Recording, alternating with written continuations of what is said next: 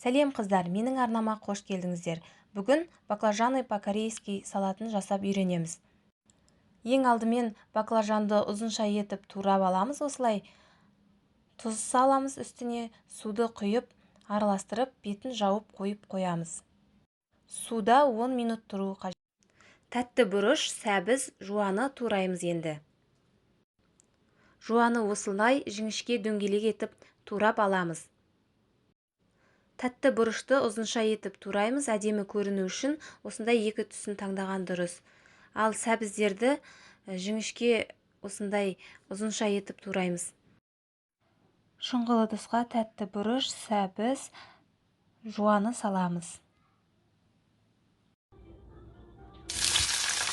Қызып тұрған майға жаңағы судағы баклажандарды суынан сорғатып, майға қуырып аламыз.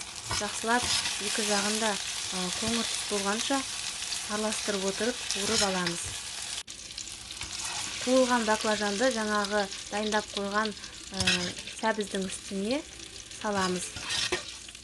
Ыстықтай осының үстіне салса, әдемі шығады салатымыз. Баклажанымыздың қалған бөлігін дәл жаңағыдай етіп қуырып аламыз.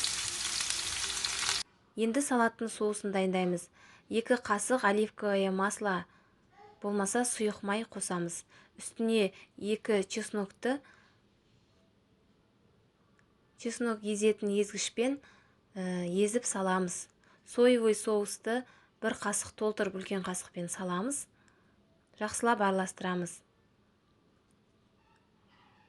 Үстіне жарты қасық қант саламыз. Шай қасықпен 1 қасық лимон саламыз. Бәрін жақсылап араластырамыз.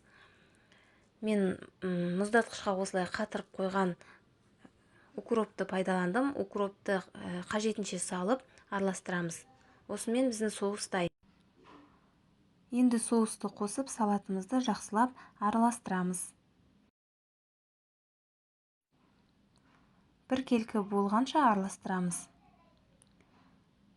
Соус сіңу үшін бетін жауып салатты 1 сағатқа қойып қоямыз.